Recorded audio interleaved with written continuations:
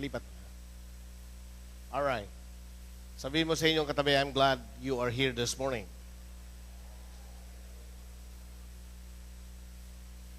I would like to say thank you for joining us today. Maraming salamat sa inyong pagdalo at nakakasilaw dito. Mahirap talaga mag-artista. Ayoko mag-artista pero mukhang magiging artista tayo. Ipalalabas sa Tuesday ang patotoo ni kapatid, ni Sister Len, at ang susunod niyan tayo na. Parang hindi kayo naniniwala. Oh, of course, we have a testimony, a good testimony that we should speak out and share to the people that God is good. Sabi ko po, God is good. So today, I'll be sharing to you a wonderful message. Ang mensahe na minsan na hindi ho natin pinapansin, pero minsan ay naagrabyado ho tayo. At tayo po ay nabibiktima po nito. Samantalang ang sabi po ng banal na kasulatan, Satan is a defeated foe. Talunan na po siya, but a lot of Christians and a lot of people are victimized by this person. And I would like to read John chapter 8, verse 44. You belong to your father. He was speaking to the Jews and the Pharisees, the devil, and he want to carry out your father's desire. He was a murderer from the beginning, not holding to the truth, for there is no truth in him. When he lies, he speaks his native language, for he is a liar and the father of lies. Let us pray. Father in heaven, we are so grateful this morning for gathering us together. Thank you so much for giving us the opportunity to render and offer our worship unto you. Worship na sa iyo lamang, Panginoon, dapat at ikaw ay karapat-dapat na tumanggap ng pagsamba. This morning, Lord, we ask the Holy Spirit to just minister to us. Magministeryo ka sa aming kalagitnaan at ayan po ninyo na ngayong umagay makita po namin ang katotohanan and that we may be able to apply this truth in our lives. Bless us as we study together. In Jesus' mighty name we pray. Ang lahat ay magsabi ng malakas na Amen. Palapakan natin si Lord ngayong pong umaga. Ang ating pag-uusapan po ay pinamagatan ko pong The Father of Lies. Ang ama ng kasinungalingan. Alam niyo po mga kapatid, mga minamahal, mayroon po mga tao na sila po ay naniniwala na si Satanas ay hindi totoo. Sino po sa inyong naniniwala na ang Diyos ay totoo? Kung ang Diyos ay totoo, si Satanas po na binabanggit sa Biblia ay totoo din po. At hindi lamang po siya kwentong barbero. Siya po ay totoo. Ang sabi po ng iba is just an evil force. Subalit ang Biblia po ay nagpapahayag that he is a person. He was created as the beautiful angel. He was called Lucifer. Pero nang siya po ay magrebelde, siya po ay tinapon ng Diyos sa lupa at siya po ay naging si Satanas. From Lucifer, he became Satan at siya po ang nanguna ng one-third of angels. One-third of angels na nagrebelde sa Diyos sa kalangitan na sinipa ng Diyos o inulog ng Diyos sa lupa. Sa katunayan po, si Satanas po sa Matthew chapter 4, nung siya po ay mag-fasting ng 40 days and 40 nights, ang sabi ng banal na kasulatan ay tinukso niya ang Panginoong Jesucristo at ang maganda po rito ay hindi siya nagtagumpay. Sabi ko po, hindi siya nagtagumpay. At ang sabi po sa aklat ng Revelation chapter 22, before the start of the millennial kingdom of Jesus Christ, sapagkat si Jesus Christ ay magbabalik para itayo ang kanyang paghahari na 1,000 taon, ang sabi po ng Revelation 20 verse 2, siya po ay ikukulong sa kalaliman. He laid hold of the dragon, the serpent of old, who is the devil and Satan, and bound him for 1,000 years. So makita po natin, may destiny ho ang diablo. May destiny po ang demonyo, kaya hindi po siya katang-isip lamang. Siya po ay totoo sa pagtatayo ng Panginoon ng kanyang kaharian sa lupa. For 1,000 years, siya po ay ikukulong doon. At sa katunayan po, mga kapatid, mga minamahal, as of now, Satan being the father of lies is actively tempting and destroying the children of God. Sa hindi po nakakaalam at ignorante sa banal na kasulatan, ang demonyong ito ay winawasak at sinisira bagamat wala na siyang kakayanan because he was defeated by Jesus Christ on the cross of Calvary, and because of ignorance, a lot of Christians today were defeated by the enemy. And not only Christians, but those people who don't know Jesus Christ, they are victimized by the enemy. At sila po'y nabubuhay sa kabiguan. Si Apostol Pedro po'y nagsalita at nangusap, at ito po'y warning sa ating lahat. Sabi ng 1 Peter chapter 5 verse 8, from the New King James Version, it says, be sober, be vigilant, because your adversary, the devil, walks about like a roaring lion. Ang sabi mo rito, like a roaring lion, seeking whom he may devour. Siya po ay umahanap ng masisila. Ibig sabihin, kung siya po ay katulad ng isang leon na umiikot at umahanap ng masisila, kung hindi ka masisila, hindi ka papatulan ni Satanas. Pero kung siya ay bibigyan mo ng pagkakataon, ikaw ay mabibiktima ng demonyo at ikaw ay magiging talunan sa mundo.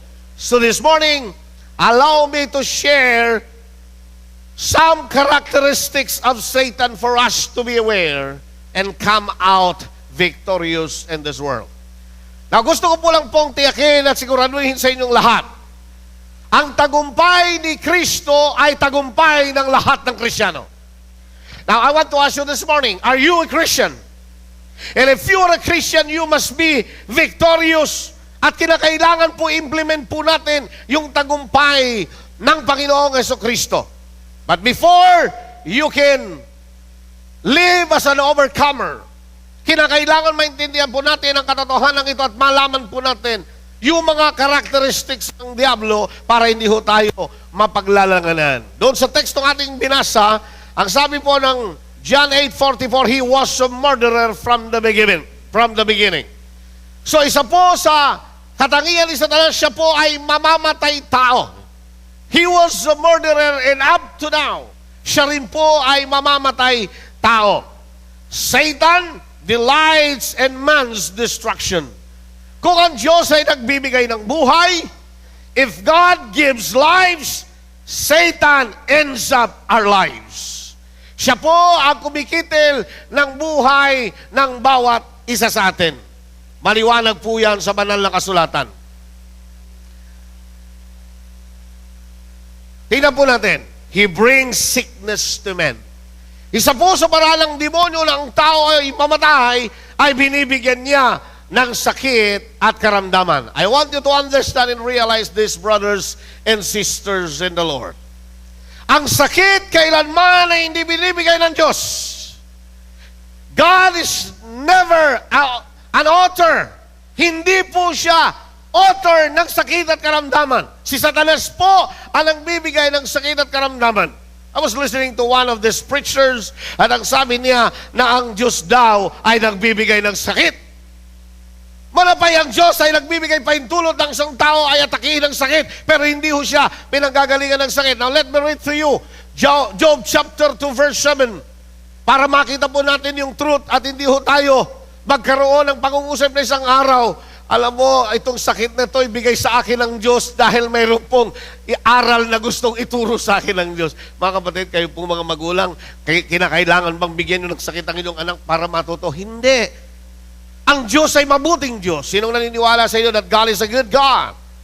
Hindi ka parurusahan ng Diyos para ka turuan ng isang leksyon. Hindi mo kailangan magkaroon ng sakit para ikaw ay matuto ng isang leksyon o isang aral. Ang sabi po ng Biblia, so Satan went out from the presence of the Lord and afflicted Job with painful sores from the soles of his feet to the top of his head. Maliwanag po ang Biblia na si Satanas po ay pinahintulutan ng Panginoon na bigyan ng sakit si Job at yun po ay binigyan siya ng mga bukol mula ulo hanggang sa talampakan. So, yun po yung paraan ng Satanas to destroy our bodies, to destroy you as human being. bibigyan ka ng sakit. Pero may magandang balita, bagamat si Satanas ay magbigay sa iyo ng sakit, si Jesus ay namatay, nagkaroon ng mga latay, at sa mga latay ni Jesus ay mayroon kang kagalingan at walang imposible sa Kanya sapagkat siya'y makapangyarihan if you will just believe in Him. Ang Diyos natin na pinaglilingkuran, He's powerful than the enemy. Yun po ang Kanyang trabaho. Secondly, He tempts people to murder through envy. So, ang demonyo po, ang siyang nagbibigay ng damdamin sa isang tao na minsan ay pinapasukan tayo ng paninibugho o kaya po pagsiselos, kaya tayo ho ay pumapatay. To give you an example, yun na po ang nabalitaan po natin na mag-asawa, may third party, nagselos po yung babae, at anong ginawa? Pinatay yung kalaguyo ni Mister. O kaya si Mister ay pinutulan ng kaligayahan ni Mrs. at eventually yung lalaki ay namatay. So mga kapatid, yun po ay maliwanag sa Biblia. Isa po sa nagselos at nanibugho ay walang iba kundi si Cain. Pinatay niya ang kanyang kapatid na si Abel. Now Cain said to his brother Abel, "Let's go out to the field." And while they were in the field, Cain attacked his brother Abel and killed him. So nagselos po si Cain, kaya pinatay niya ang kanyang kapatid na si Abel. Bakit po nagselos si Cain? Sila pong parehas na magkapatid ay nagandog sa Diyos. Ano ang inandog ni Cain? Ang inandog niya ay mga pananim niya, produkto niya. Hindi ho tinanggap ng Panginoon. Anong iniyay ni Abel? Yung kanyang alagang hayop. Kinatay po niya yun at ang dugo ay inialay sa Diyos. At anong sabi ng Bible? Naging kalugod-lugod si Abel, tinanggap ng Panginoon ang kanyang handog. Dahil alam niyo po ba, sa Bible ang paghahandog ay laging may dugo. For without the shedding of the blood, there is no remission of sin. And that's why the offering of evil was accepted by God. Kaya nagselos si Cain, hindi tinanggap. That was the best sacrifice ng kanyang kapatid na si Abel. Kaya ho tinanggap. Alam niyo po ba mga kapatid, mga minamahal, mahalaga sa Diyos ang dugo. Kaya nga nung ihandog ni Jesus ang kanyang dugo doon sa krus ng Kalbaryo, lahat ng sumampalataya kay Jesus ay naging katanggap-tanggap sa Diyos. And that's why, brothers and sisters in the Lord, dahil sa pagseselos ni Cain sa kanyang kapatid, nagawa niyang patayin ang kanyang minamahal na kapatid. So yun po ay maliwanag po mga kapatid, mga minamahal. It tempts people to murder through hatred. So ang tao po ay tinatamnan niya ng pot. Ang pot at galit ay hindi galing sa Diyos. Sabihin mo sa katabi mo, kaya dapat, sabihin mo sa katabi mo, kaya dapat, mula ngayon, huwag kang magagalit. Papangit ka lang. Kaya pag kayo ay nilalagyan ni Satanas ng pagkagalit, sabihin mo, I reject. I-reject po natin yan because it will cause you destruction. Maapektuhan niya ang buhay po natin. Tingnan po ninyo mga kapatid. Isa po sa magandang halimbawa diyan ay si Herodias. Dahil po kay Herodias, ang sabi po ng banal na kasulatan, alright, nagkakaroon po ako ng technical problem.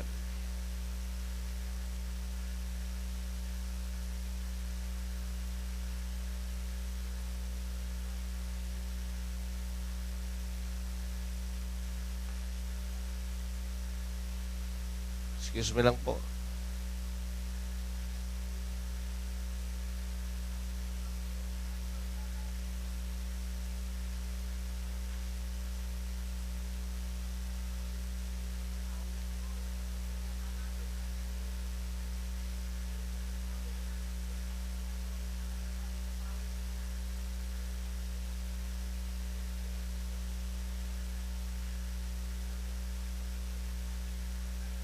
Alright.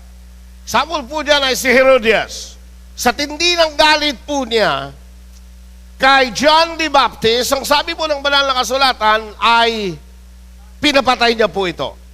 So, Herodias nursed a grudge against John and wanted to kill him, but she was not able to. Verse 24. She went out and said to her mother, "What shall I ask for?" Ano ang aking hingin? The head of John the Baptist, he answered. So he immediately sent an executioner with orders to bring John's head. The man went beheaded John in the prison. So makita po natin dahil sa galit ni Herodias, ay nagawa niyang ipapatay si John the Baptist. Alam niyo po ba mga kapatid, minsan marami po tayo nababalitaan dahil ho sa matinding galit doon sa trapiko ay pinatay ang isang kaawa-awang driver sa kabilang sasakyan. Siguro po ay hindi ho sa inyo lingid ang sensationalized na pagpatay sa isang estudyante ni Rolito Go. Natatandaan ho ba ninyo yung mga kapatid? Dahil lang po sa sobrang galit ay nagawa niyang patayin yung mama na yun na nasa kabilang kotse. So di po ba minsan naririnig po natin na dahil sa tindi ng galit, napatay niya ang kanyang sariling anak at matapos na mahimasmasan ay nagsisisi at ang sabi nagdilim ang aking paningin sa sobrang galit. So mga kapatid, ang sobrang galit ay pumapatay. Are you listening? It tempts people to murder through greed. Pumapatay dahil po sa kasakiman. Tingnan niyo po mga kapatid, si Ahab, isa po magandang halimbawa po diyan. Si Ahab po mga kapatid ay dahil sa sobrang kasakiman ay pumatay. At marami pong tao ngayon ay biktima ng demonyo na hindi ho nila nalalaman dahil sa matinding kasakiman ay pumapatay. Magkakapatid ay nagpapatayan dahil gustong masolo ang ipinamana ni nanay at tatay. Di ho ba mga kapatid? At marami pong halimbawa sa banal na kasulatan because of greediness ay pumapatay. Bakit po? Marami pong mga nabalitaan po tayo na massacre dahil po sa kasakiman ng kanilang katulong, pinatay ang buong pamilya because of greediness, nais makuha ang pera.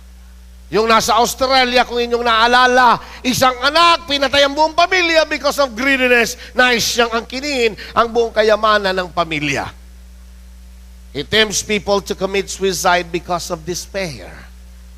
Mga kapatid, mga minamahal, mag-ingat po kayo. Isa ho sa trabaho ng demonyo ngayon ay bigyan tayo ng stress. At hindi ho po pwedeng maligtas even Christians sa stress. At pag kayo'y nagkaroon ng stress, ang tungo nun ay depression. At pag kayo nagkaroon ng depression, ang susunod nun ay possession. At pag ginawa po ng demonyo yan, eventually, it will end up na mamamatay po tayo. Bakit po maraming nagpapatiwakal? Dahil nabigo. Pinangakuan ng lalaki, nasagutin mo lamang ako, ay pakakasalan kita sa lahat ng simbahan. Eh, ang problema ni isang simbahan ay walang napasukan. Anong nagawa nung pangako yun? Nagpakamatay ang babae because of despair. Yun po yung trabaho ni Satan. He tempts people to commit suicide because of feeling unloved. Ilan na po ang mga narinig po natin nagpatiwakal dahil hindi ako mahal ng sweetheart ko. Hindi ako mahal ng asawa ko, etc., etc. Di ba narinig natin, nagpakamatay ang isang mama dahil hindi minahal ni nanay, hindi minahal ni tatay. Pero nais kong sabihin sa inyo, maybe you are here today listening to me at maging sa manunood sa YouTube ng broadcast na ito. Gusto ko ipaalam sa inyong lahat na maaari hindi kayo unloved at sabi ninyo, wala lang nagmamahal sa akin. Well, I have the good news to you. May Diyos na hindi nagbabago. Siya noon, ngayon at magpakailanman, ang pag-ibig niya sa atin ay walang hanggan. Kung lalapit lamang tayo at magtitiwala sa Kanya. Ang palakpak po ninyo ay napipilitan. Come on, give the Lord our best clap offering. He loves us so much and His love endures forever. Yun po yung minsan ang ginagawa ng Diablo. But God delights in man's salvation. Kung ang demonyo gusto niyang mapahamak ang ating buhay, ang ating katawan, kaluluwa at espiritu, God delights in man's salvation. Siya'y natutuwa sa kaligtasan ng bawat isa sa atin. Gusto ng Diyos na huwag mapahamak ang ating katawan, kaluluwa at espiritu. Sapagkat ang taong sabi ng 1 Thessalonians 5:23, ang tao ay binubuo ng tatlong bahagi, katawan, kaluluwa at espiritu. Si Satanas gustong sirain ang tatlong yan. But I want you to understand and realize this morning, He doesn't want anyone to perish. Tingnan po natin ang sabi ng Biblia. 2 Peter chapter 3 verse 9 from the New King James Version. The Lord is not slack concerning His promise, as some count slackness, but He is long-suffering toward us, not willing that any should perish, but that all should come to repentance. Sino po sa inyong naniniwala na nais ng Diyos na tayong lahat ay mga ligtas? The reason why I live my work and my job, because God saved my life way back May 25, 1984. The Lord healed me and He gave me another chance to live. And when God gave me that second chance to live, I decided and make my commitment to God that as long as I live, I will preach God and His goodness. Ipangangaral ko ang kanyang kabutihan na malaman po nating lahat na ang Diyos ay nagmamahal at ayaw niyang mapahamak ang sino man. Gusto ng Diyos na sabihin ito sa ating lahat, regardless of our denomination, regardless of our church, God wants you to be saved. He wants all men to be saved. And 1 Timothy chapter 2 verse 4 from the New International Version, it says, who wants all men to be saved and to come to a knowledge of the truth. Isa ho sa deception ng demonyo sa panahon natin ngayon. Sa mga tao po, kaya marami na pong hindi nakikinig ng mensahe o ng ebanghelyo o ng mabuting balita. Bakit? Sapagkat we are deceived and blinded by the enemy. Para yung gospel ay wag na hong sumilay at wag na po nating paniwalaan. But let me tell you, religion will not save us. Denomination will not save us. Only Jesus will save us. Because Jesus said, I am the way, the truth, and the life. No one cometh to the Father except by me. Acts chapter 4 verse 12, walang ibang pangalan sa silong ng langit na binigay sa tao na sukat nating ikaligtas maliban sa pangalan ng Panginoong Jesus. Can we say amen? He wants all men to be saved. Secondly, Satan is a liar. Everybody say, liar. For he is a liar and the father of it. Kung mayroong father, may anak. Tayo po ay dati anak ni Satanas. Because before we are a liar, subalit ngayon ay hindi na. Apat lang nag-amen. Sabi ko dati anak tayo ni Satanas dahil tayo noon ay mga sinungaling. Pero ngayon ay hindi na. Wow, salamat po. They are no longer liars. Hallelujah. Tayo po ay nagsasabi ng katotohanan at nagpapahayag ng katotohanan at namumuhay sa katotohanan. Yun po yung totoong sabi ng Biblia. He is the father of lies. Siya po ay ama ng kasinungalingan. Ang sabi po ng banal na kasulatan. At sa Bible po ay naitala ang kauna-unahang kasinungalingan. And let me read it to you. Genesis chapter 3 verse 4. You will not surely die, the serpent said to the woman. Makita po natin yung first recorded lie sa Biblia. Anong sabi po nito? You will not surely die. Si Satanas po ay nag-disguise as a serpent. Anong sabi ng Diyos sa babae? You will not surely die. Hindi nyo ba napansin, mga kapatid, mga minamahal ang kanyang nilapitan na hindi si Adan? Ang unang nilapitan na yung babae. Bakit? Sapagkat yung babae ay walang direct revelation mula sa salita ng Diyos. At ang may direct revelation ng salita ng Diyos ay si Adan. At pwede yung dumipensa si Adan. At may problema si Adan because he did not cascade that revelation from God to his wife. Mga lalaki, it's our responsibility to cascade that message that we receive from God. Amen ba? Mga lalaki, tayo po ang daluyan ng mga salita ng Diyos na dapat nalalaman ng ating asawa, nalalaman ng ating buong pamilya para sila man po pag inatake ng demonyo ay alam nila kung paano sasalagin ito. Ito yung kasinungalingan. Tingnan natin ang unang sinabi ng Diyos sa kanila. Sa Genesis chapter 2 verse 17, ito po yung statement ng Diyos. But you must not eat from the tree of the knowledge of good and evil. For when you eat of it, you will surely die. That's the statement of God. Yan yung statement ng Diyos. Paano naging kasinungalingan yan? Ano ang ginawa ni Satanas? He perverted the word of God. Anong sabi ni Satanas? Anong sabi ni Satanas? You will not. Sabi ng Diyos, you will. So nakita niyo? Kaya ho, si Lord hindi nagdadagdag, hindi nagbabawas, nakalagay sa Revelation. Ang nagdadagdag lang sino? Anong dinagdag ni Satanas? Not! Parang wala akong kausap. Anong dinagdag ni Satanas? Not, you will not surely die. That's a deception of the enemy. So mga kapatid, dapat nagbabasa tayo ng salita ng Diyos para hindi ho tayo nalilin lang ng demonyo dahil ang ating sandat at panlaban kay Satanas ay salita ng Diyos. Amen ba? So kaya ho na-deceive ho siya kasi hindi niya nadepensahan yung ibinanat ng demonyo. Mga kapatid, ang demonyo din ay alam ang Word of God. Sabihin mo sa katabi mo, ikaw. Abay, kung hindi mo alam ang salita ng Diyos, siguradong talo na tayo. Are listening to me? And that's why you need to read the Bible. Let me ask you this question. Are you still reading the Bible? Are you still bringing your Bible? Oh, salamat. Marami pa rin nagdadala ng Bible. Kasi, Pastor, hindi na ako nagdadala. Ang hirap magbuklat. Nandyan na. Abay, we must be like the Bereans. Sabi ko po, we must be like the Bereans. After na mapakinig natin, kailangan ini-examine pa rin natin ang salita ng Diyos dahil po yun ay napakahalaga sa buhay ng isang mananampalataya. Death came to all men because of that lie. So imagine, dahil sa kasinungalingang yon, ang buong henerasyon, ang buong lahi ay naapektuhan. Romans chapter 5 verse 12. I'm reading from the Living Bible.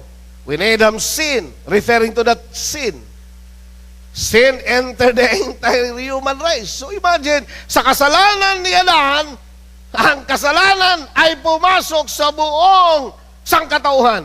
His sin spread death throughout all the world. So everything began to grow old and die for all sin. Kaya po ang tao namamatay, kaya ang tao tumatanda dahil sa kasalanan. Kung wala pala yung kasalanan, hindi tayo tatanda. If you want to stay young, hindi mo kailangan ng maraming cosmetics. Ang kailangan mo si Lord. You want to stay beautiful? Handsome, good-looking like me? Mukha nga yun yung maniwala. just have Jesus in your life. Amen? Mas mabuti pa yun sa astringing 1, 2, 3, 4. Hanggang astringing 1,000. Marami nang sinira ng astringin. Tama ba? Marami nang sinira. Isa na pampabata daw, Olay. Mga kapatid, ang pampabata si Lord. Tinan mo yung mga naborn again, sabi na, uy, parang bumabata ka. Anong sikreto mo? Si Jesus. Gusto mong bumata mo ka? Kailangan mo si Jesus. Kasi si Jesus, tinutulungan ka magtagumpay sa lahat ng problema. Tama? Alright. He gives false promises. Satan is a liar. He will give you false promises. Isa po sa mga pangako niya, promises freedom, gives bondage. Nangako siya na ikaw ay lalaya, pero anong resulta? Ikaw ay nabilanggo. Promises good life and gives grief.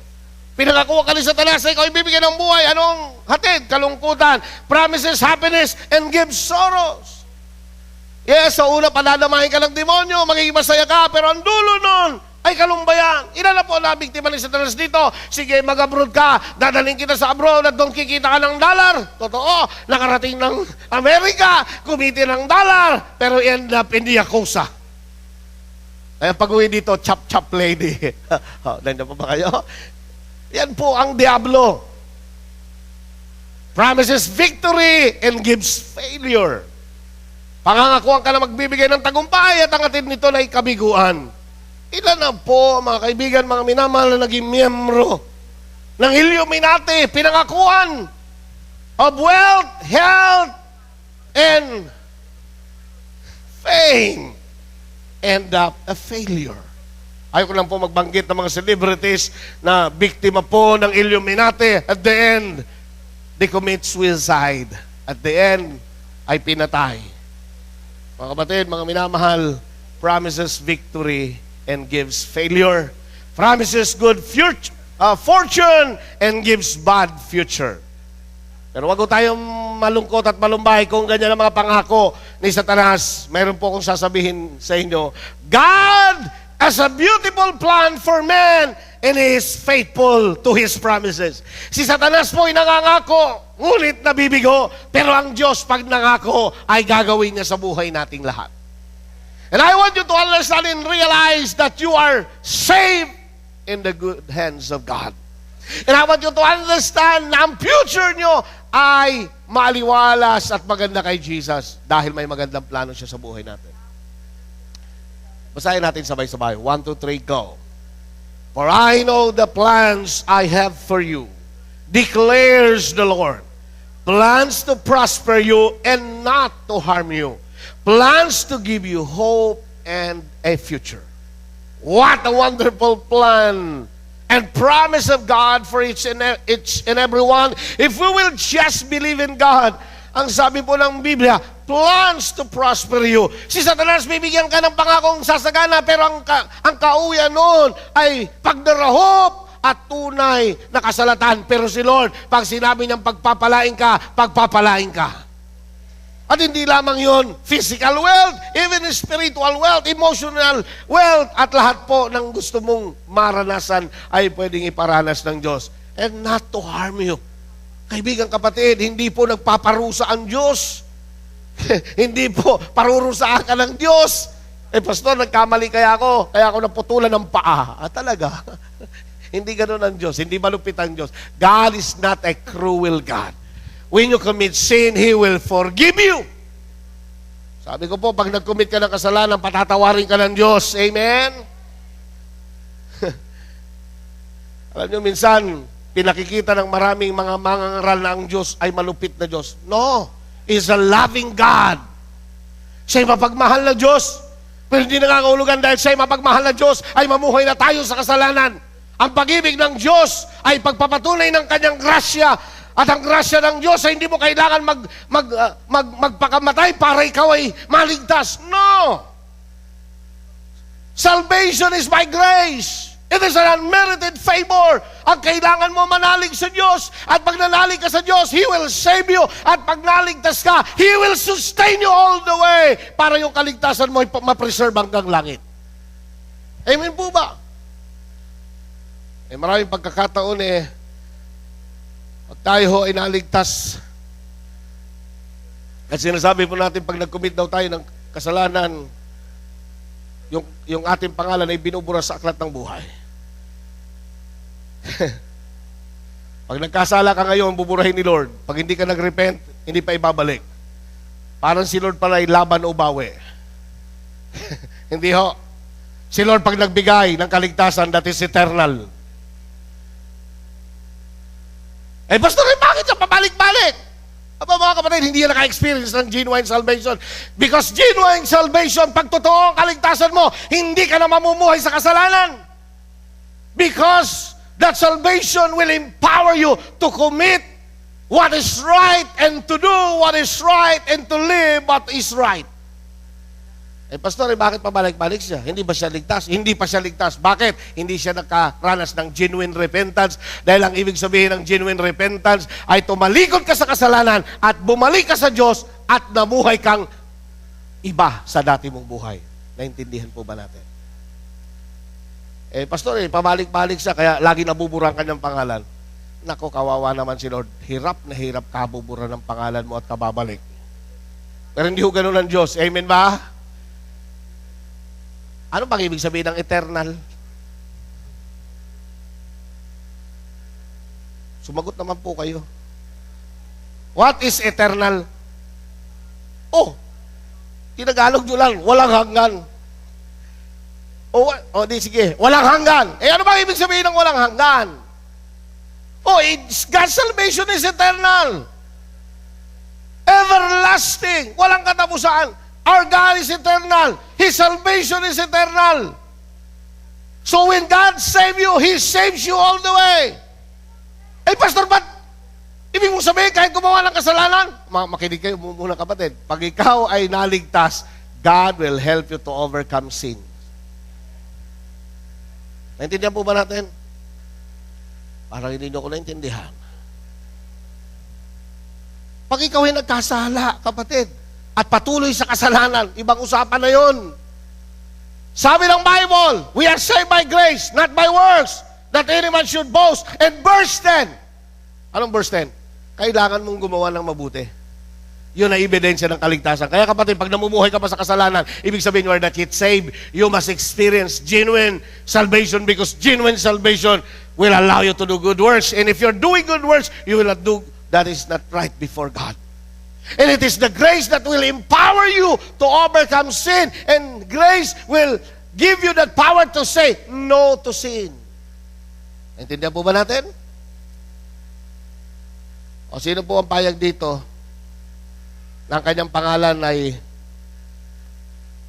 pag nagkamali ngayon, bukas ay buburahin. At sa loob ng 10 taon, hindi ka nagsisi, 10 taon walang pangalan mo sa aklat ng buhay. I'm not saying that I believe in once saved, always saved. Kasi po ang belief ng once saved, always saved ito, kahit gumawa ka ng kasalanan, ligtas ka. Mali po yun. Ang tunay na once saved, always saved, ay yung ikaw, pagkatapos maligtas, you live a righteous life. Naintindihan po ba natin? Eh, pastor, pag ganyan ang belief ng Bible, once saved, always saved, it will give them a license to sin. Kapatid, hindi mo kailangan ng lisensya para magkasala dahil kahit wala kang lisensya, nagkakasala ang tao. But let me tell you, the reason why Jesus Christ died for you to have the spiritual DNA. Pastor, ano ba yung spiritual DNA? Ano ba, pastor, ang ibig sabihin ng DNA? Divine Nature Activated. Tanong, ang Diyos ba'y nagkakasala? Sumagot naman po kayo. Ang Diyos ba'y nagkakasala? Now, divine nature activated. So when you commit your life to Jesus Christ, if anyone is in Christ, he is a new creation. All things are passed away. Behold, all things become new. Therefore, when you receive Christ, you have the DNA, divine activated, divine nature activated. Imagine mga kapatid, yung nature ng Diyos ay nasa iyo, kaya wala nang puwang ang kasalanan. Anong sabi ng Bible? Paano mangyayari yan? I will hide your words in my heart that I will never sin against thee. Maliwanag po, kailangan mo ng salita ng Diyos. So tayo po ay hindi nagme-maintain ng kaligtasan. We manifest, ulitin ko po, sinabi ko, baka nagkamali ako. We don't maintain salvation. We manifest salvation. Hindi nyo naintindihan ng English ko, ang hirap talaga. Hindi natin minimintin ang kaligtasan, ipinapakita natin ang kaligtasan sa ebidensya na gumagawa ka ng mabuti at matuwid sa harapan ng Diyos. Palakpakan po natin siya. Hallelujah. O sige, malapit na ako matapos. Joshua 21 verse 45. Ang ganda po nito. Not one of all the Lord's good promises to the house of Israel failed. Everyone was, kita ninyo, walang pangako ang Diyos na hindi niya tinupad. Kaya mas masarap magbigay ng buhay sa Diyos. Si Satanas sinungaling. Si Lord ay totoo. At lahat ng sinabi niya ay gagawin niya. Kaya kapatid, lahat ng pangako ng Diyos sa Biblia na nakaalat para sa iyo, paniwalaan mo na. When God says that He will bless you, He will bless you. When God says that He will save you in your household, believe it and you shall have it. Pag sinabi ng Panginoon, nasabihin mo sa bundok na ito na malipat, ay mangyayari at magaganap. Alam ba ninyo mga kapatid, there is power in your tongue na ano man ang sabihin nyo, mangyayari at magaganap. Sino po sa inyong naniniwala na mula sa araw na ito, ang Diyos ay pupunuin ang church na ito? Sino po sa come on, just clap your hands and bless the name of the Lord. Because God is a God of revival. Amen. At ang Diyos na nagdadala ng mga kaluluwa sa bahay-sambahan. Si Lord na nagliligtas, hindi ho tayo. Si Lord na nagbibigay favor at hindi ho tayo. Kahit sino magaling na preacher, hindi ho sila nakapagdodraw ng tao. Anong sabi ng Bible? Si Lord na nagdodraw ng tao sa kanyang kaharian. At si Lord na nagdadagdag ng kaluluwa sa kanyang kaharian. Can we shout amen to that? Kaya hindi tayo pwede magmalaki. Yes, the church sometimes ay dumaraan po sa mga ligligan dahil gusto ng Diyos na matira ang matibay. Matira yung totoo. Amen? Alright. Gusto po ng Panginoon ipakita yan. So pag sinabi ng Diyos na ikaw ay gagaling, magaling ka na! Pag sinabi ng Diyos, you are blessed financially. You are blessed financially. So what you say, it shall come to pass. Kaya wag ko kayo magbabago sa confession ninyo. Pag sinabi ng Diyos, bibigyan ka ng sasakyan, bibigyan ka ng sasakyan. Huwag mong tigilan yan.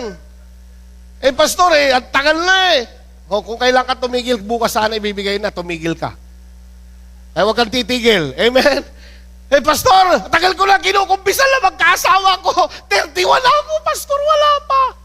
Huwag kang mag-alala, kalendaryo ka palang mawawala. Mayroon pang Medida. O kung mawala ka na sa Medida, mayroon pang bingo. Anong huling numero ng bingo? Kita nyo. Pastor, magkakaanak pa ba ako nan? Si Sarah nga, 89, nagkaanak pa. Hello, nandiyan pa ba kayo? Walang pangako ang Diyos na binibigo. Satan is a thief. Sabihin po natin, magnanakaw. Sige, ulitin natin, magnanakaw. Tingnan niyo sabi ng Bible, the thief comes only to steal, kill, and destroy. I have come that they may have life and have it to the full. Dito po sa John 10:10 ay dalawa ho ang binanggit. Si Lord at saka si Satanas, yung magnanakaw. Ang trabaho ni Satanas ay taliwas sa trabaho ng Diyos. Kaya mas masarap kay Lord. Anong trabaho ni Satanas? Tingnan natin, isa-isahin natin. He is a thief from the very beginning. Siya magnanakaw sa simula pa lamang. He tried to steal the throne of God. Di ba? Simula pa lang si Satanas ay magnanakaw na. Magnanakaw na. Lucifer pa lang siya. Siya po yung choir director ng langit. Tingnan natin kung anong kanyang ginawa. How are you fallen from heaven? O Lucifer, yan ang kanyang dating kalagayan. Si Lucifer ho siya.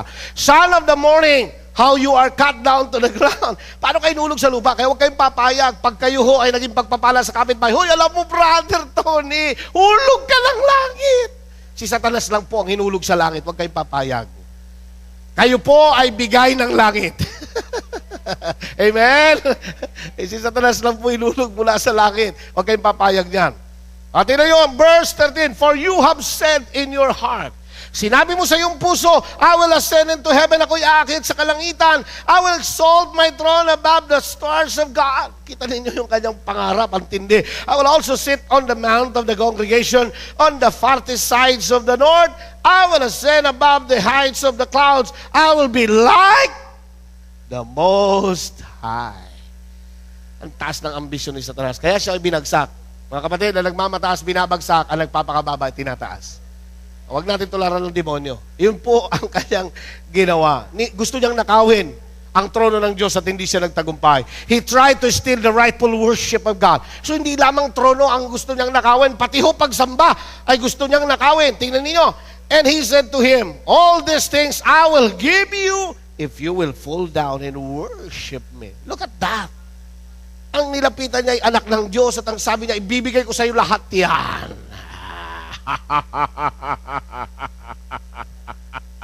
Si Satanas ay lalapit sa iyo. Bibigay ko sa iyo lahat yan. Ibigay mong kalalawa sa akin. Ikaw naman, pera na ata yan. Pumatol ka rin. Kapatid, ang pagsamba ay dapat lahat sa Diyos. Huwag nating hayaan mansahan tayo ng demonyo. If you're not giving your tithes and offering, you are not giving all the worship to God. Because giving your money is a form of worship to God. Ulitin ko po, money is one way to worship God. Kaya mga kapatid, mula ngayon, lahat ng mayroon tayo, hindi ho yan sa atin. Galing lahat yan kay Lord. At ang pagsamba sa Diyos, ibigay ang nararapat at naukol para sa Diyos. And if we are not doing that, we are not worshiping God. We are worshiping the God of this world. Our God is God. Sabi ko po, our God is God.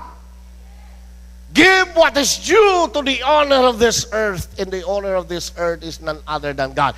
Anong sabi ng Bible? Psalms 24 verse 1, the earth is the Lord in the fullness thereof, and also they that dwells therein. So, tayong lahat ay pag-aari ng Diyos. Sabihin mo sa katabi mo, pag-aari ka ni Lord. Ano mang mayroon ka, ibigay mo lahat kay Lord yan, dahil yan ay pagsamba. Yung pinakamainam mo, ibigay mo sa Diyos. Ang pinakamainam ni Abraham ay si Isaac. Anong ginawa ng Panginoon? Ibinigay niya. Pero hindi na yan ng Diyos na yung kanyang pagsambay mamansahan ng kamatayan. Kaya, nag-provide ang Diyos. Kaya nga ho, yung bundok na yun ay tinawag the Lord's provide. Di ba? So mga kapatid, are you willing to give what is best to you to the Lord?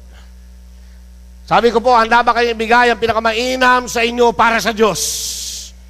Si Satanas po, tingnan ninyo, gustong nakawin ang pagsamba. Kaya ang lahat ng pagsamba sa Diyos, yung mga anak natin, ibigay natin sa Diyos. Pagsamba sa Kanya yon. Amen? Yung ating tinatangkilik, bigay sa Diyos. Pagsamba sa Diyos yan. Yung talento, ibigay sa Diyos. Huwag ko doon sa karaoke bar. And you will sing, I did it my way. Pag nasintunado kayo, patay kayo.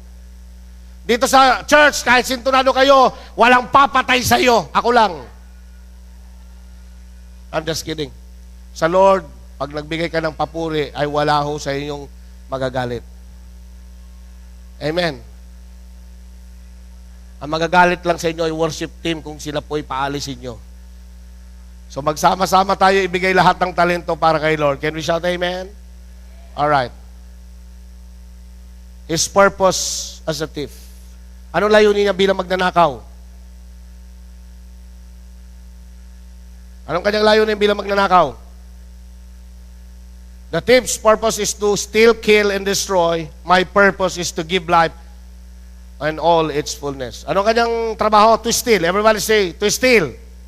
Satan wants to steal the joy of our salvation. Yun ang kanyang ninanakaw. Pangalawa, yung ating kalusugan. Pangatlo, yung ating wealth and possession. At ninanakaw niya maging ang ating panahon. Do you believe that time is precious to God? Ulitin ko ang tanong. Do you believe that time is precious to God? Mga estudyanteng narito, huwag niyong sayangin ang panahon binigay sa inyo. Habang kabataan pa kayo, maglingkod kayo kay Lord. Remember God in the days of your youth. Habang bata kayo, ibigay ninyong pinakamainam sa Diyos sapagkat wala nang iinam na kayo nasa Diyos. Huwag niyong sayangin ang inyong sarili sa mga bagay na sisira ng inyong kinabukasan. Sa mga nag-aaral na nandito, huwag muna ninyong intindihin ang gadget. Intindihin ang pag-aaral. Wala nag-amen dito. Dahil ang pera ay hindi pinupulot. Mag-aral. If you have given 6 years sa elementarya, i-google nyo sa pag-aaral. If you have given 4 years sa secondary, i-google sa pag-aaral. Ngayon, K-12 na, di ba? If you have given 4 years sa koleyo, ibabad natin sa pag-aaral. Dahil utos din ng Biblia yan. We have to acquire knowledge. Pero hindi dapat nagtatapos doon. Kailangan kung nag-aaral ka sa sekular, dapat nag-aaral ka rin ng salita ng Diyos. Amen? So, mahalaga po yun. So, wag natin ipanakaw yung napakahalagang panahon. So, mga kabataan, magbigay ho tayo ng panahon para, ay maraming salamat, naawa rin.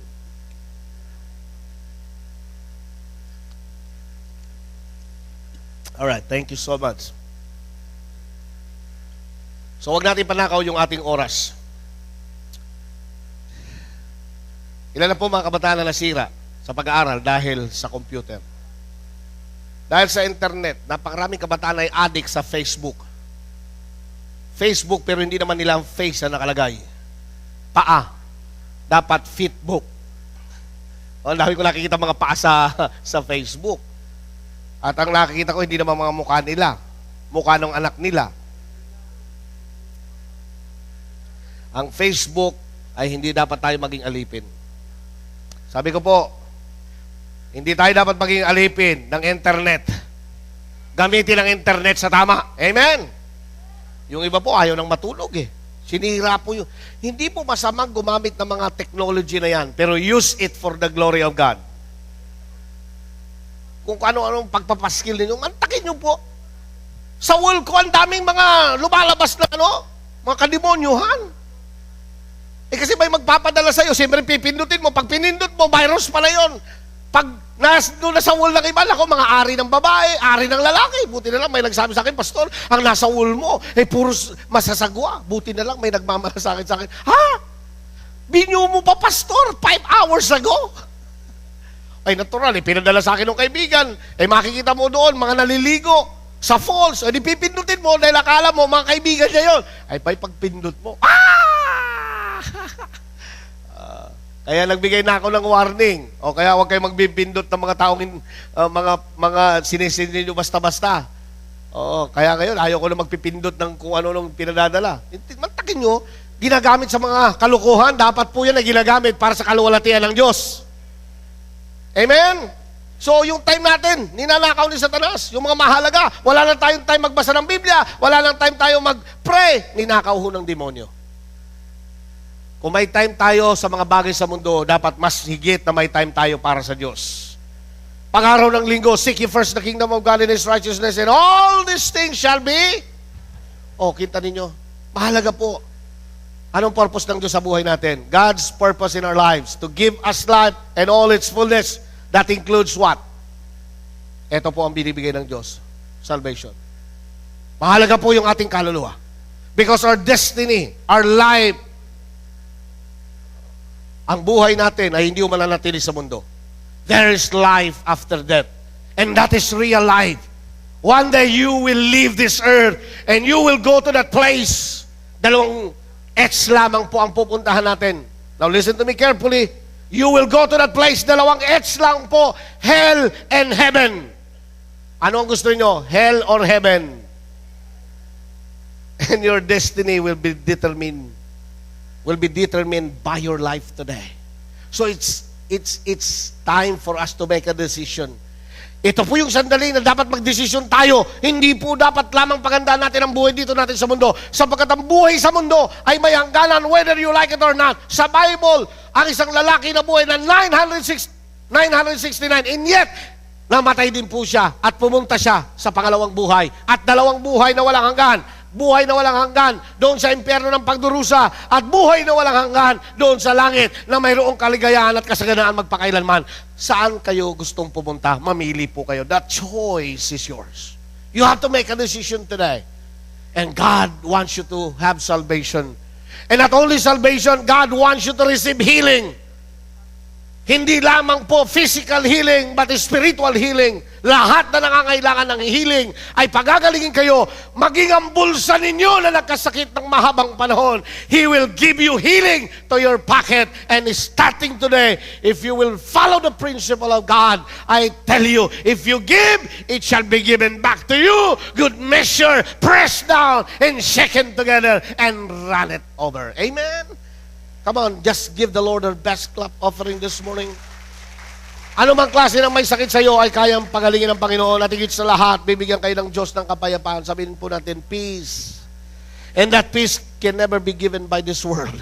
John 14 verse 27, ang kapayapaang binibigay ko sa inyo ay hindi kayang ibigay ng sanlibutan. Only Jesus can give us peace.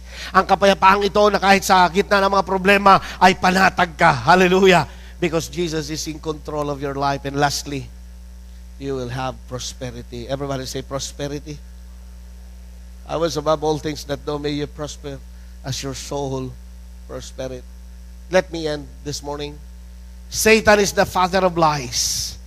His words cannot be trusted. Praise God, Jesus is the truth. He resides upon our hearts. He is greater and powerful than Satan. Submit to Him and resist the devil, and he will flee from you. James chapter 4, verse 7. The choice is yours. Kaninong Panginoon? Sinong Panginoon ang ating paglilingkuran? Ang Panginoon ng mundo na si Satanas?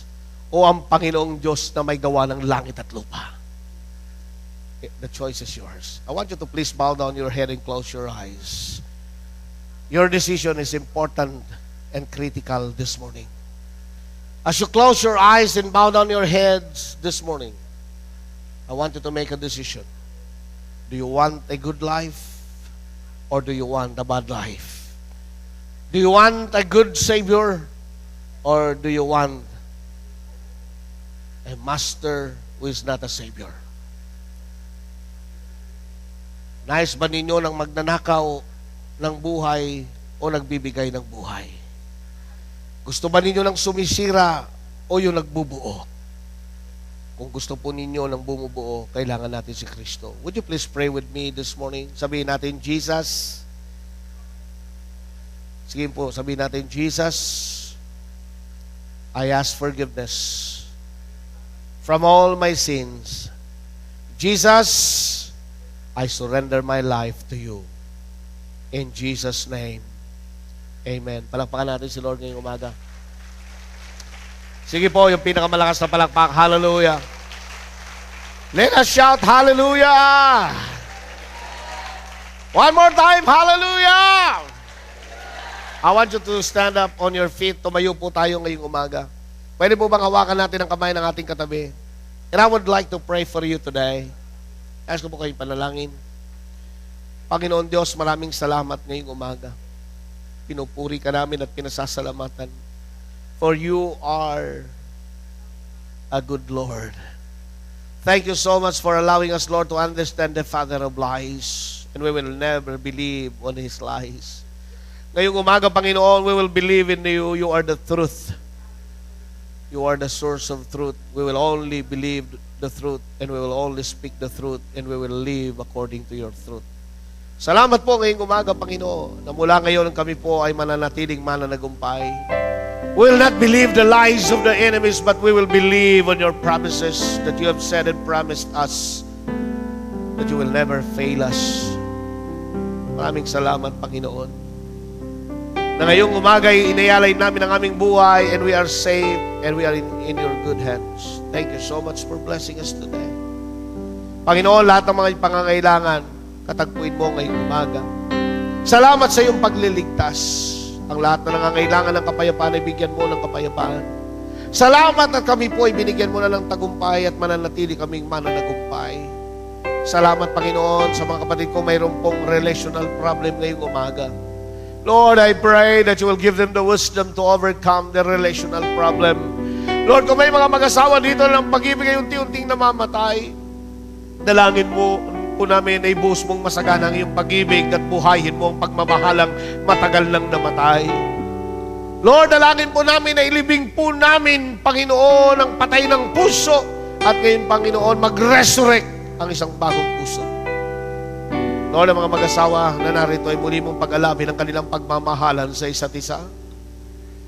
Lord, kung mayroon mga kapatid namin na ngayong umaga ay may sakit at karamdaman ngayong umaga, ay simulan niyo po ang manifestasyon ng kagalingan. And we declare and we believe that by your stripes we are healed today. Lord, ang kapatid namin nagsabi na may sakit sa puso na ngayong umaga, let your complete healing and recovery maranasan niya. At gayon din po si Brother Tony na dumaan po sa sakit at karamdaman. Mula ngayon, Panginoon, we are not allowing Satan to touch his life. And I declare good health upon his life. At mula ngayon, Panginoon, you will give him a life that is healthy. Isang buhay na masagana, isang buhay na malusog, isang buhay, Panginoon, na magiging patotoo. Lord, sino man na narito na may sakit at sinabi ng doktor na wala ng pag-asa, even the hypertension, we don't believe in that, Lord. Yung iba po sa amin ay mababa ang dugo. Lord, normalize us starting today. We don't believe on what the doctors is saying that nothing, Lord, we believe that nothing is impossible with you. But the world is saying, wala ng pag-asa. But to you, Lord, by your stripes, we are healed. Salamat po sa iyong pagkilos. Salamat po sa iyong paggawa. We give you praise and we give you glory. In Jesus' mighty name. Ang lahat ay magsabi ng malakas na Amen. Hallelujah. Praise the Lord. Pwede po ba ninyong